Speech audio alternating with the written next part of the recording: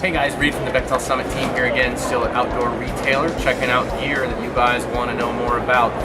If you wanted to learn about it, couldn't pick a better guy in a better place. This is Drew Simmons, wickedoutdoorsy.com. Been around gear for quite a long time. And I got a question for you, Drew. Yeah. How do I decide between an external frame backpack and an internal frame backpack? Now, as with everything, every time you're choosing a piece of gear, you have to think about what your end use for that product is. Where are you going? How are you going to use that product? When it comes to backpacks, it's not just about the size of the pack, it's about how much weight you're carrying and what your balance needs are. In terms of balance, I mean, are you going to be walking across a long, flat landscape? Or are you going to be in the mountains, crossing rivers, needing a little bit more dexterity on the trail?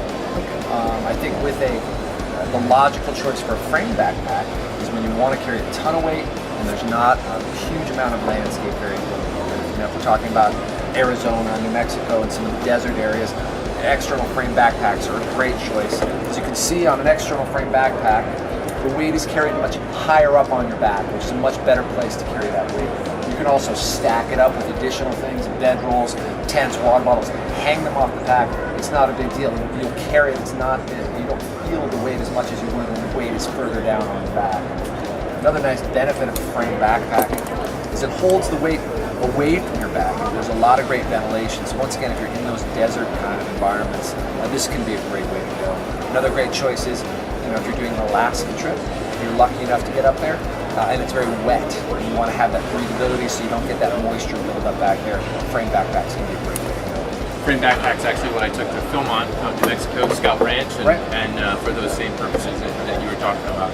And I kind of wish that I took the same backpack actually on a trip to Europe, which I quickly found out was there were some limitations, and I saw a lot of people with packs like this, and I think you know where I'm going as to why these can be a little bit better. This is what you call an internal frame backpack. In the same way you see the skeleton of aluminum on the outside here, that's the external frame.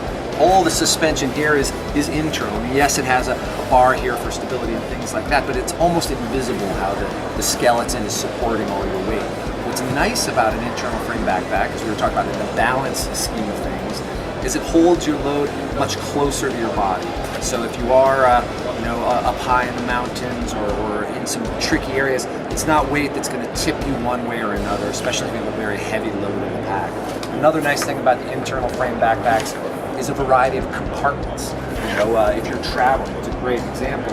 You want to have a spot here for your overnight supplies, another spot here for your water bottle.